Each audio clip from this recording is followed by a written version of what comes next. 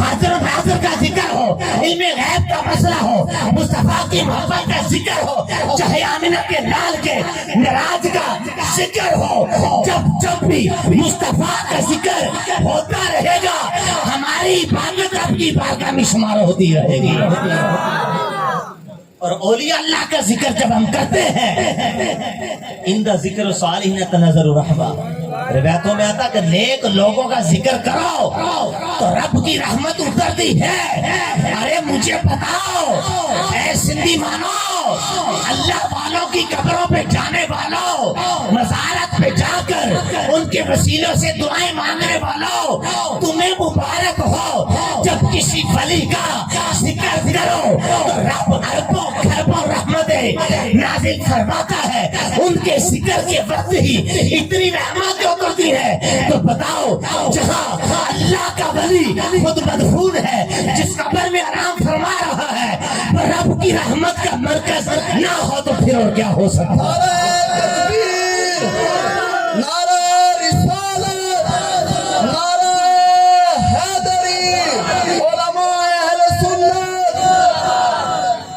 کہ سرکار کے جو خاص معجزات ہیں، تو ایک تو جو رب نے آپ کے دل پر قرآن اتارا، اور ایک وہ انعام عطا کیا جو کسی نبی کو نہ ملا کہ مصطفیٰ نے مکان سے لا مکان جا کر ٹک ٹکی باندھ کر ماتھے کی آنکھوں سے اپنے رب کا دیدار کیا۔ امتیں کہتی رہی نر اللہ جہرا، ہم اللہ کو ظاہری طور پر دیکھنا چاہتے ہیں، لیکن قرآن فرماتا ہے کہ بجلی آئی جل کے راکھ ہو گئے۔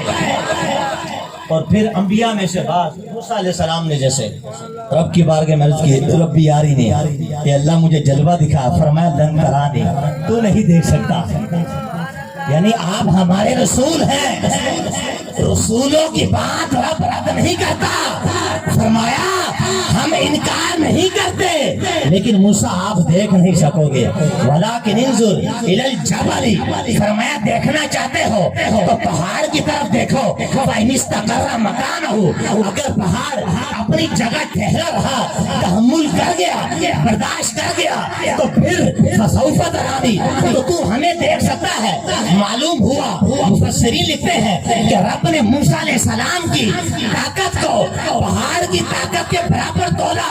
پھر کیا ہوا؟ فلما تجلی ربہ للجبل جعلہ دکا وخر موسیٰ صعقا، جب خالق کائنات نے ایک تجلی پہاڑ پہ ڈالی تو پہاڑ تجلی برداشت نہ کر سکا، پھٹ گیا، پاش پاش ہو گیا، ٹکڑے ٹکڑے ہو گیا، اور موسیٰ علیہ السلام بے ہوش ہو کر گر گئے۔ موسیٰ رب کو دیکھ نہ سکے، لیکن آمنہ کا لال فقط ماتھے کی آنکھوں سے رب کو دیکھ سکا۔ نعرہ تکبیر، نعرہ رسالت، نعرہ حیدری۔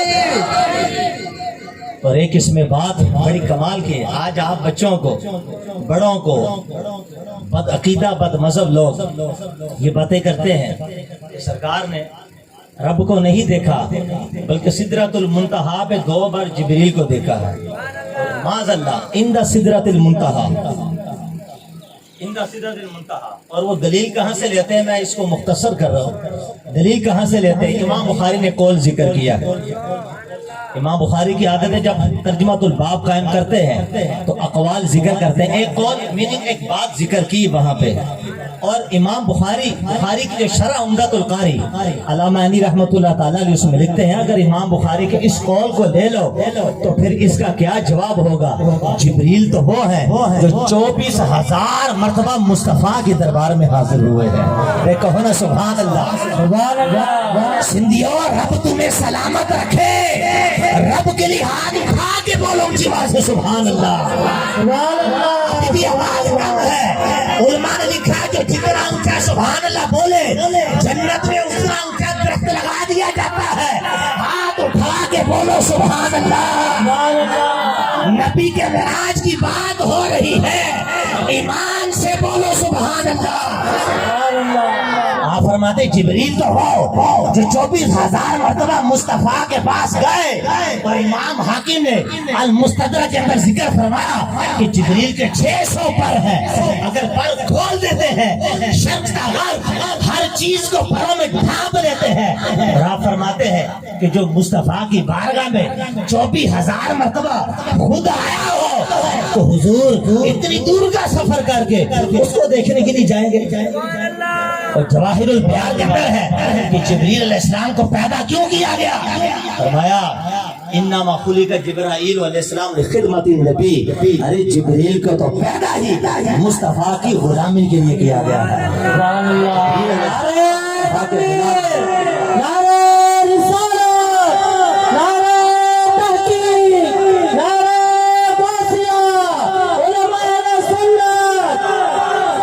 بات کو اختتام کی طرف لاتے ہوئے اور علامہ عبدالحکیم سیالکوٹی رحمۃ اللہ تعالیٰ نے تفسیر بیضاوی کے حاشیے میں لکھتے ہیں کہ جملہ بڑے غور سے سنا، سنیو عاشقان مصطفیٰ، اللہ تم چلے جاؤ تمہاری قبروں کو سلامت رکھے، اللہ میرے نبی کے نور سے تمہاری قبروں کو جگمگا دے، اللہ آپ کا ایمان پہ خاتمہ کرے۔ یہ بات دل پہ ہاتھ رکھ کر سننا۔ آپ فرماتے ہیں کبھی ایسا بھی ہوتا کہ جب حبیب تنہا ہوتے تو رب جبریل علیہ السلام کو فرماتا کہ آج میرے حبیب تنہا ہے، جبریل تو اپنی حقیقت میں جا، اصلی صورت میں جا، اصلی صورت جن کے 600 پر ہو اور پوری کائنات کو پروں میں ڈھانپا ہوا ہو، تصور تو کرو ان کی شکل کیسی ہوگی، ان کی ہیکل کیسی ہوگی، ان کی حیت کیسی ہوگی، ان کی صورت کیسی ہوگی، تصور کرنا کتنا مشکل ہے۔ اور روایتوں نے لکھا کہ جبریل علیہ السلام کو اصلی شکل میں دیکھنا ممکن نہیں، جو دیکھے وہ مر سکتا ہے، اس سے موت واقع ہو جائے گی، لیکن جبریل کو رب نے فرمایا کہ جبریل میرا حبیب اکیلا ہے، مصطفیٰ تنہا ہے، تو جب صحابہ کے جرمن میں جاتا ہے تو کبھی دریا قلبی کی شکل میں جاتا ہے، انسانی شکل میں جاتا ہے، آج پردے اٹھا دے، اصلی شکل میں میرے مصطفیٰ کے پاس چلا جا۔ یہاں جبریل اصلی شکل میں آتے ہیں، وہاں رب اپنے حبیب کو فرماتا ہے اے میرے حبیب تو بھی بشری لباس اٹھا، حالت بشریت کو ختم کر دے، حقیقت مصطفیٰ دکھا، حقیقت انبیاء دکھا، اپنا بشر کا لباس اتار، نورانیت کا بشر لا، اپنی حقیقت کو سامنے کر۔ امام عبدالحکیم سیالکوٹی کہتے ہیں رب کعبہ کی قسم جبریل جب اپنی اصلی شکل لے کر مصطفیٰ کے پاس آئے تو مصطفیٰ کی شان تو وہ ہے کہ ان کی حقیقت کو رب نے 70,000 پردوں میں چھپا کے رکھا ہے۔ جب جبریل مصطفیٰ پاک علیہ السلام کے پاس آئے تو سرکار کو نہ دیکھ سکے، مصطفیٰ کی حقیقت کو نہ دیکھ سکے، لوٹ کے رب کے پاس چلے گئے اور جا کے کہتے ہیں اے مالکا اپنے حبیب کو یہ پردہ رکھ، حجاب رکھ، ورنہ تو جبریل تیرے محبوب کے دیدار سے محروم ہو جائے گا۔ نعرہ تکبیر، نعرہ رسالت، علماء اہل سنت، ورنہ جبریل تیرے دیدار سے۔ اس سے پتہ چلا امام عبدالحکیم سیالکوٹی فرماتے ہیں کہ جبریل دیدار کی طاقت نہ لا سکے، پتہ چلا کہ سرکار کی حقیقت بشر نہیں ہے، بشر یعنی انسان بھی ہے لیکن حقیقت میں نور ہے۔ کیوں؟ اس بات کو سمجھیے، جن اپنی شکل بدل سکتا ہے، ہاتھ اٹھا کے بولو جس کو آدھی سمجھ، جن شکل بدل سکتا ہے، فرشتہ شکل بدل سکتا ہے، بتاؤ تم لوگ اپنی شکل بدل سکتے ہو؟ نہیں، تمہاری حقیقت یہ ہے کہ تم انسان ہو۔ اگر سرکار کی حقیقت بشر ہوتی تو سرکار بشری لباس اتار کر حقیقت میں کیسے جلوہ گر ہو گئے۔ اور آخری بات کر کے بیان ختم کروں، لوگ یہ کہتے ہیں معاذ اللہ حضور ہم جیسے ہیں، ارے نبی ہم جیسا نہیں ہے، وہ تو اشارہ کرے تو چاند کے 2 ٹکڑے کر کے رکھ دے، اشارہ کرے تو ڈوبا ہوا پلٹ کے آ جائے۔ اگر کھاری پانی میں سرکار اپنا لعاب دہن ڈالے، اپنا مبارک تھوک ڈال دے، وہ میٹھا ہو جائے۔ عبداللہ ابن عتیق کی ٹوٹی پنڈلی پر لعاب لگا دے، وہ جڑ جائے۔ مولا علی کی آنکھوں میں آنکھیں خراب ہونے کی صورت میں، اشوب چشم کی صورت میں لعاب دہن لگائے، آنکھ پہلے سے زیادہ روشن ہو جائے۔ حضرت قتادہ کی نکلی ہوئی آنکھ کو دھوک لگا کر دوبارہ لگا دے، وہ جڑ جائے۔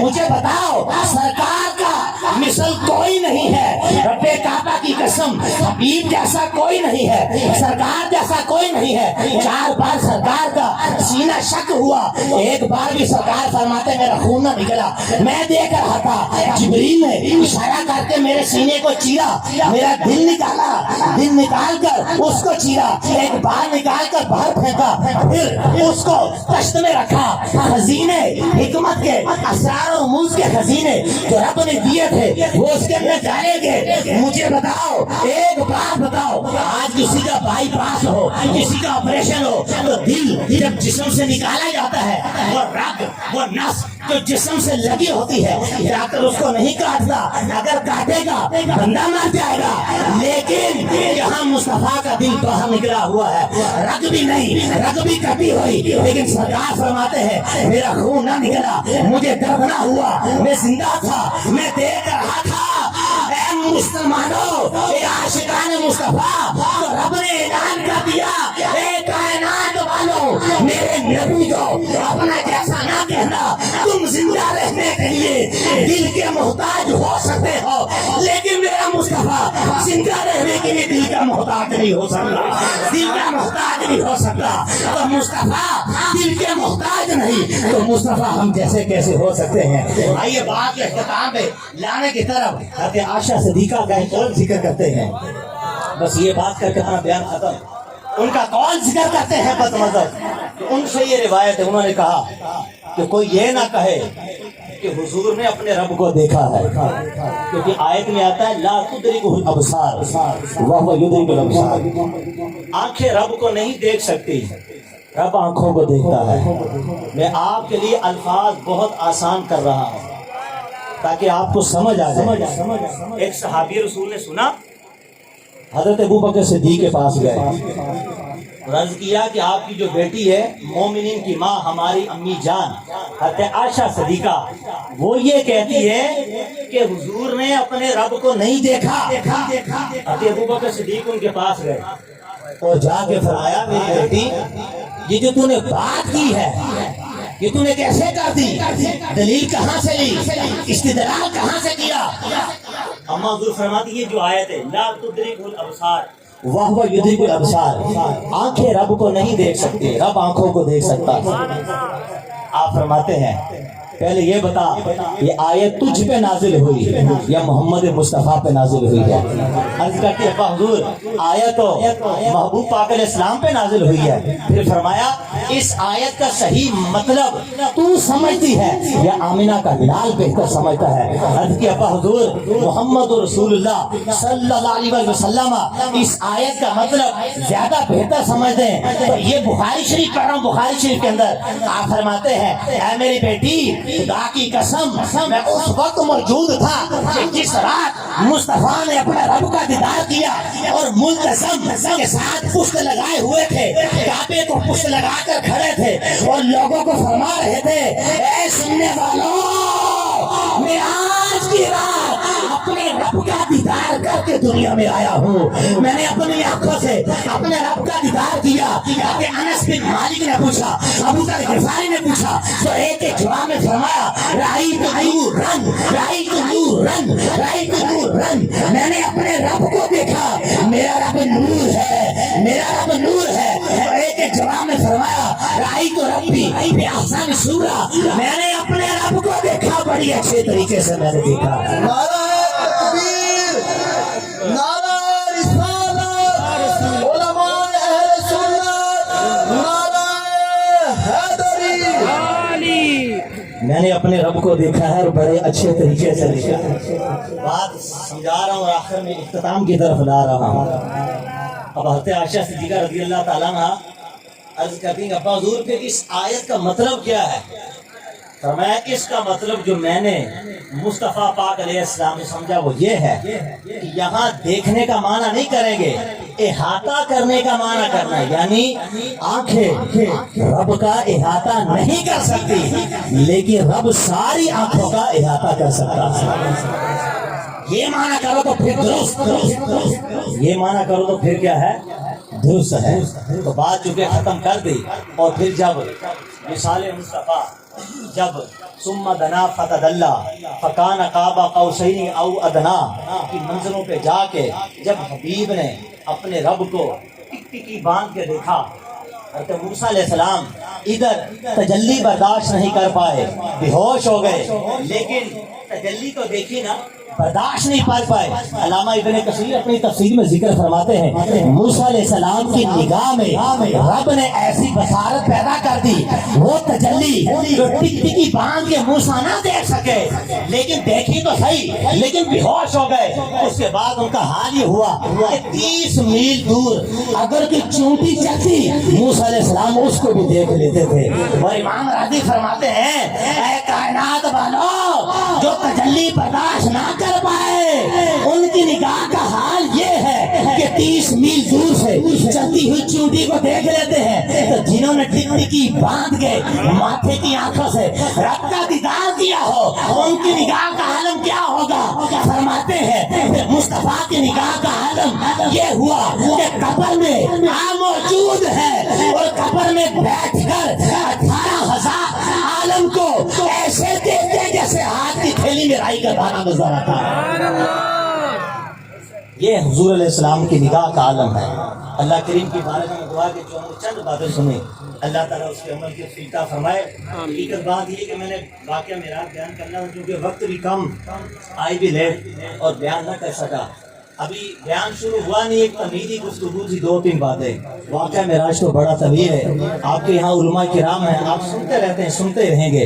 اللہ تعالیٰ علماء کرام کو شاد و آباد رکھے، آپ حضرات کو بھی شاد و آباد رکھے، لیکن جاتے جاتے ایک نیت کر جو کہ انشاءاللہ موت کا پتہ نہیں، آج کے بعد انشاءاللہ ہماری کوئی نماز قضا نہیں ہوگی۔ ہاتھ اٹھا کے بولو انشاءاللہ۔ یار اسلامی بھائیوں، موت کا نہیں پتا، جنہوں نے قرآن نہیں پڑھا وہ خدارا، مرنے سے پہلے قرآن سیکھو، قرآن سیکھ لو، کوئی پاکی نہ پاکی کے مسئلے سیکھ لو، نمازیں درست کر لو، قرآن پڑھ لو، تاکہ کل اگر میرا نوجوان بھائی اگر کل اس کا باپ جائے تو جنازے میں کھڑا ہو تو اس کو جنازہ پڑھنا آنا چاہیے۔ جنازہ پڑھنا نہیں آتا، کلمہ تک درست ہمیں پڑھنا نہیں آتا، تو پڑھو، دین والے موجود ہیں ان کو وقت دو۔ اللہ تعالیٰ ہم سب کو جو کچھ سنا عمل کرنے کی توفیق عطا فرمائے۔ صدائیں درودوں کی آتی رہے گی، جنہیں سن کے دل شاد ہوتا رہے گا۔ خدا اہل سنت کو آباد رکھے، محمد کا میلاد ہوتا رہے گا۔ آمین بجاہ النبی الامین وما علینا الا البلاغ۔ سبحان اللہ، ماشاء اللہ۔